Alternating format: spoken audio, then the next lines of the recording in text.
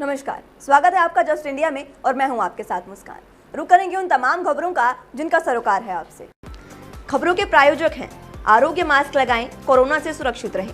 Oscar super speciality hospital and trauma centre, रंज किया showroom in Rohtak and Bahadurgarh. Showroom पर आएं, टेस्ट ड्राइव लें और गाड़ी बुक कराएं। उत्तर प्रदेश के मुख्यमंत्री योगी आदित्यनाथ ने शुक्रवार को टीम 11 की बैठक में यूपी में अब तक हुई भर्तियों की समीक्षा की। इस दौरान योगी ने अधिकारियों की सख्त निर्देश देते हुए अब तक हुई 3 लाख भर्तियों की तरह ही पारदर्शी तरीके से अगले 3 महीने में भर्ती प्रक्रिया शुरू की जाने के लिए उनको निर्देश दिए और 6 महीने में नियुक्ति पत्र बांटने को भी कहा। बताया जा रहा है कि सीएम योगी जल्द ही सभी आयोगों और भर्ती बोर्डों के प्रमुखों से भी बैठक करेंगे। सरकारी भर्तियों को लेकर सीएम योगी ने कहा कि जिस प्रकार यूपी लोक सेवा आयोग और अन्य सरकारी भर्तियां हुई हैं, उसी पारदर्शी और निष्पक्ष तरीके से तेजी से आगे भी सभी भर्तियां कराई जाएंगी। सरकार का दावा है कि अब तक हुई बड़ी सरकारी भर्तियों में 1,37,000 पुलिस की भर्ती हो चुकी है, 50,000 टीचर की भर्ती हो चुकी है और 1 लाख से अधिक अन्य विभागों में भर्तियां हो चुकी हैं। कोरोना कालखंड में भी 1.25 करोड़ लोगों को रोजगार दिया जा चुका है, ये सीएम योगी ने कहा। उत्तर प्रदेश के गाजियाबाद में खुलने जा रहे डिटेंशन सेंटर के मसले पर योगी सरकार अब बैकफुट पर आ गई है। सरकार की ओर से अब इस फैसले को वापस ले लिया गया है। बहुजन समाज पार्टी प्रमुख मायावती समेत अन्य विपक्षी नेताओं ने इस फैसले का विरोध किया था और अब सूत्रों के हवाले से खबर है कि सरकार ने यह फैसला वापस ले लिया है। बता दें कि बीते दिनों ही योगी सरकार ने इसकी मंजूरी दी थी, जिसका निर्माण राज्य सरकार के समाज कल्याण द्वारा किया जाना था। फैसले के मुताबिक ऐसे लोग जो विदेशी हैं और जेलों में सजा काट चुके हैं और जिन्हें अपने देश भेजने में समय लग सकता है, उनके लिए यह डिटेंशन सेंटर होगा। केंद्र सरकार के आदेश के बाद ही योगी सरकार ने इसे बनाने का फैसला लिया था, जिसमें विदेशी नागरिकों को रखा जाना था। ये फैसला आने के बाद बहुजन समाज पार्टी की प्रमुख मायावती ने इसका विरोध किया था। मायावती ने ट्वीट किया था, गाजियाबाद में बीएसपी सरकार द्वारा निर्मित बहुमंजिला डॉक्टर अंबेडकर SC/ST छात्र हॉस्टल को अवैध विदेशियों के लिए यूपी के पहले डिटेंशन सेंटर के रूप में कन्वर्ट करना अति दुखद और अति निंदनीय है। यह सरकार की दलित विरोधी कार्यशैली का एक और प्रमाण है। सरकार इसे वापस ले, बीएसपी की यही मांग है। इस डिटेंशन सेंटर को लेकर यह जानकारी सामने आई थी कि गाजियाबाद के नंदग्राम में दलित छात्र छात्राओं के लिए अलग अलग 2 छात्रावास बने थे। इनमें से एक हॉस्टल को डिटेंशन सेंटर में तब्दील किया गया है। गौरतलब हो कि विदेशी अधिनियम पासपोर्ट एक्ट का उल्लंघन करने वाले विदेशी नागरिकों को तब तक डिटेंशन सेंटर में रखा जाता है जब तक कि उनका प्रत्यर्पण न हो जाए। उत्तराखंड के मुख्यमंत्री त्रिवेंद्र सिंह रावत ने कहा कि हमारी सरकार ने 3.5 साल पूरे कर लिए हैं। हम भ्रष्टाचार के प्रति जीरो टॉलरेंस का अभ्यास कर रहे हैं और हमने लोगों से किए 80 से 85% वादे पूरे किए हैं। मुख्यमंत्री त्रिवेंद्र सिंह रावत ने कहा कि दुनिया में आज भारत की जो छवि और पहचान बनी है, उसका पूरा श्रेय प्रधानमंत्री नरेंद्र मोदी के करिश्माई व्यक्तित्व को जाता है। उन्होंने कहा कि मोदी को दृढ़ इच्छा, विशाल व्यक्तित्व का धनी, कुशल प्रशासक और प्रभावी कार्य साधक भी उन्होंने बताया। मुख्यमंत्री ने कहा कि प्रधानमंत्री ने देश हित में ऐसे ऐतिहासिक निर्णय लिए हैं जिनके बारे में कोई सोच भी नहीं सकता। उन्होंने कहा कि उत्तराखंड के प्रति प्रधानमंत्री का विशेष लगाव है। बाबा केदारनाथ के प्रति उनकी गहरी श्रद्धा और आस्था है। केदारनाथ का पुनर्निर्माण कर उसे विश्व स्तरीय धार्मिक स्थल बनाने का उनका सपना साकार हो रहा है। उन्होंने कहा कि प्रधानमंत्री के मार्गदर्शन और केंद्र के सहयोग से उत्तराखंड में विकास के नए आयाम स्थापित हुए हैं। इस क्रम में उन्होंने all weather road, Rishikesh Karnaprayag rail परियोजना, टिहरी लेक डेवलपमेंट, स्मेकित सहकारी विकास परियोजना, स्मार्ट सिटी, जमरानी बांध परियोजना, सुमाड़ी में NIT परिसर, डोईवाला में सीपैट उड़ान योजना समेत अन्य केंद्र पोषित योजनाओं का भी जिक्र किया।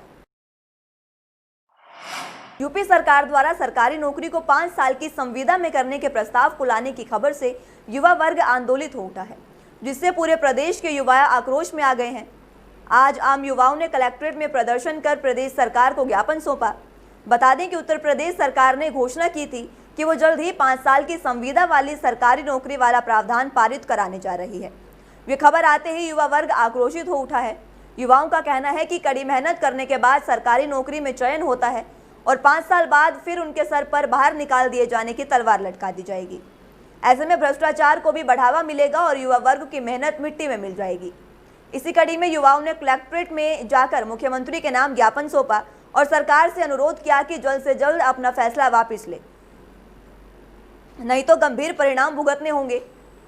युवाओं का शोषण हुआ तो युवा वर्ग सड़कों पर उतरेगा और सरकार का विरोध करने को मजबूर हो जाएगा, ऐसा युवाओं ने कहा। आए हुए हैं डीएम साहब के माध्यम से राज्यपाल महोदय को ज्ञापन देने।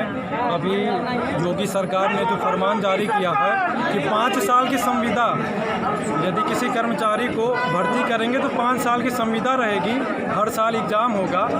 लंबी भर्ती प्रक्रिया के बाद हाई कोर्ट सुप्रीम कोर्ट जाने के बाद यदि वो भर्ती होगा तो हर साल एग्ज़ाम देगा, उसके बाद वो 5 साल संविदा में काम करेगा, उसे मानदेय मिलेगा, वेतन नहीं मिलेगा, सरकारी सुविधाएँ नहीं मिलेंगी। 50 साल बाद आप रिटायरमेंट कर देते हैं। सर देखिए, जो वर्तमान योगी सरकार है उन्होंने क्या किया कि जो 5 साल संविदा में रखने का प्लान रखा है। जो लड़का मेहनत कर रहा है, दिल्ली जा रहा है, लखनऊ जाकर रह रहा है, फिर वो 5 साल प्राइवेट करने के लिए जाएगा क्या? उसको तो सरकारी चाहिए ना। अभी लोग अपना अपना रूल बताते हैं, इनके तो बाल बच्चे हैं नहीं, दूसरों का भी नहीं बनने दे रहा अच्छे से। आदमी मेहनत करता है, उसको कुछ होता नहीं है। ये कहते हैं हमारे पास रिकॉर्ड नहीं है, मजदूर इतने आए, कहते हैं उनके पास रिकॉर्ड नहीं है। इनको जामिया में मिले कंडोम मिल जाते हैं, उनका रिकॉर्ड है, कुछ नहीं है। पीलीभीत में समाजवादी छात्र सभा कार्यकर्ताओं ने बेरोजगारी का विरोध कर रहे छात्र और नौजवानों का समर्थन करते हुए पकोड़े तलकर प्रधानमंत्री का जन्मदिन जुमला दिवस के रूप में मनाया। इस दौरान बड़ी संख्या में समाजवादी छात्र सभा के कार्यकर्ता मौजूद रहे, जिन्होंने युवाओं के साथ मिलकर पकोड़े तलकर लोगों में वितरित किए। साथ ही केंद्र सरकार और प्रदेश सरकार के वादों को याद दिलाया। कार्यक्रम का नेतृत्व सचास के जिलाध्यक्ष नोमान अली वारसी ने किया। इस दौरान मौजूद लोगों की संबोधित करते हुए उन्होंने कहा कि आज पूरे प्रदेश का नौजवान त्राही त्राही कर रहा है।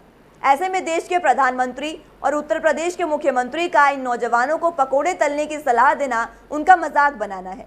उन्होंने इस दौरान प्रधानमंत्री को उनके वादे भी याद दिलाए, जिसमें पीएम ने कहा था कि देश में प्रत्येक नागरिक के खाते में 15-15 लाख रुपए आएंगे, 2 करोड़ नौकरियां प्रत्येक वर्ष मिलेंगी, साथ ही बुलेट ट्रेन के हवाई दावे। उन्होंने कहा कि ये सभी दावे सिर्फ जुमले साबित हुए हैं। ऐसे में हम सभी समाजवादी छात्र सभा के कार्यकर्ता उन बेरोजगार नौजवानों के समर्थन में पकोड़े तलकर विरोध प्रदर्शन कर रहे हैं। उन्होंने संविदा के कानून को काला कानून बताया।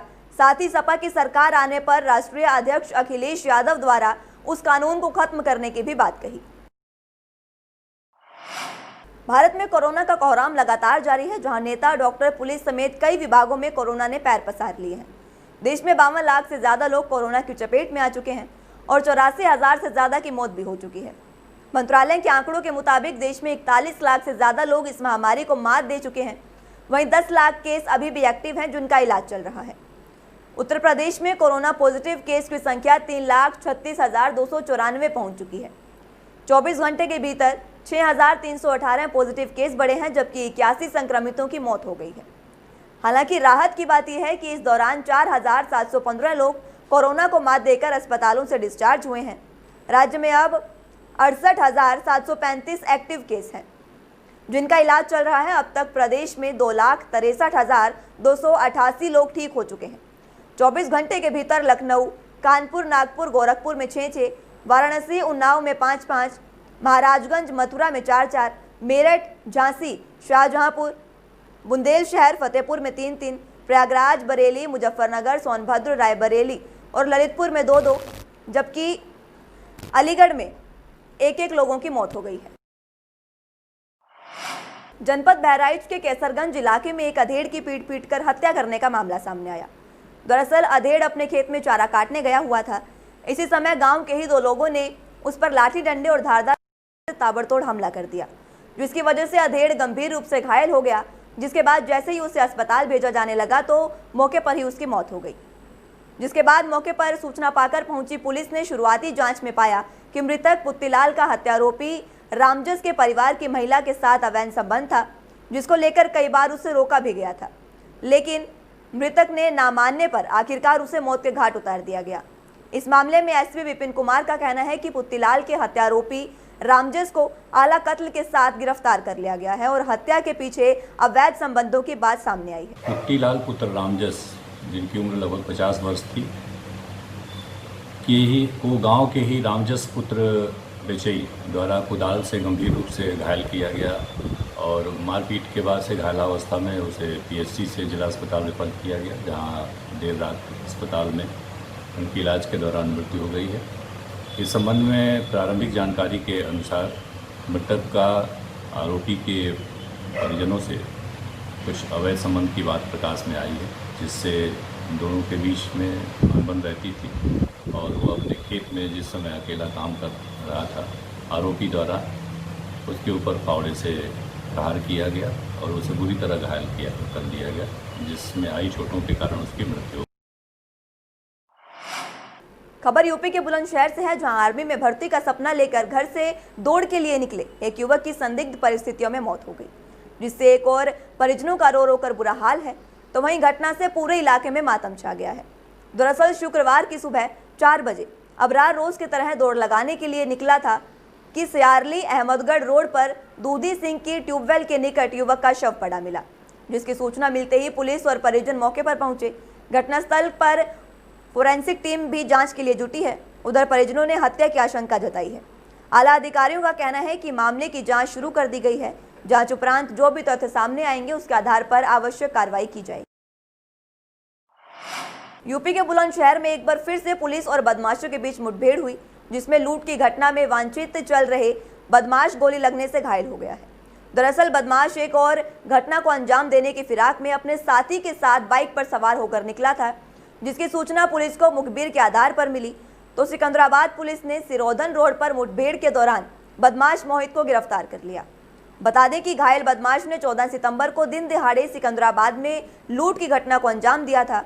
बदमाश के कब्जे से पुलिस को एक तमंचा, जिंदा खोखा कारतूस और बाइक बरामद हुई है, जबकि बदमाश मोहित का साथी अंधेरे का फायदा उठाकर मौके से फरार होने में कामयाब रहा।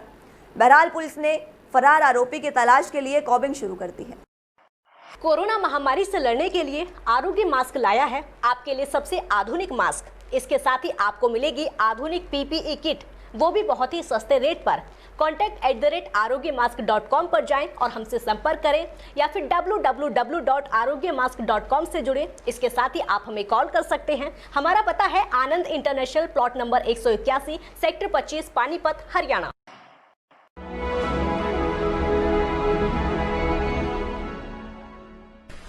चाचा, आपने नया घर बनवाया है तो घर की छत पर कौन सी शीट लगवाई है? बेटा, मैंने अपने घर की छत पर एशियन शीट लगवाई है, क्योंकि वो कभी न मिटने वाले ओरिजिनल निशान की चादरें हैं। साथ में ISI का चिन्ह, 5 साल की वारंटी के साथ साथ पैसों का सही मूल्य देने वाली वही इकलौती शीट्स हैं। क्योंकि नाम नहीं, पहचान जरूरी है। फिलहाल के लिए इतना ही। जुड़े रहिए जोश इंडिया के साथ। नमस्कार।